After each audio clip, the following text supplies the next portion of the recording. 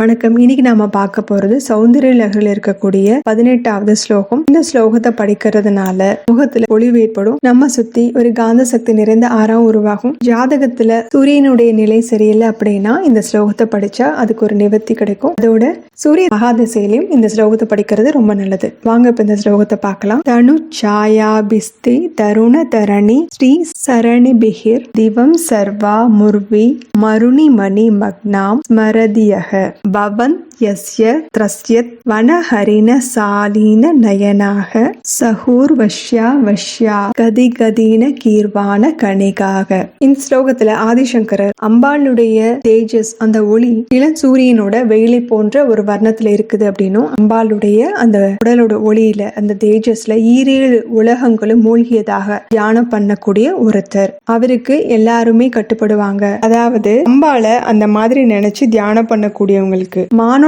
கண்கள் போன்ற மருண்ட விழிகளை கொண்ட ஊர்வசி போன்ற தேவ கன்னிகளும் கூட அவங்களை நேசிப்பாங்க அப்படின்னு சொல்லியிருக்காரு. வாங்க இப்ப இந்த பாடலுக்குரிய பொருளை விளக்கமா பார்க்கலாம். தருண தரணி அப்படின்னா உதயமாகி கொண்டிருக்கக்கூடிய சூரியனுடைய வெளிச்சம். உதிக்கின்ற செங்கதிர்னு அபிராமி பட்ட சொல்லியிருப்பாரு இல்லையா, அந்த மாதிரி ஒரு வார்த்தை. ஸ்ரீ சரணி பிஹிர் அப்படிங்கிறது அழகு வெள்ளம் போன்று இருக்காமா. தனு சாயாபி அப்படின்னா தேகத்துடைய ஒளி.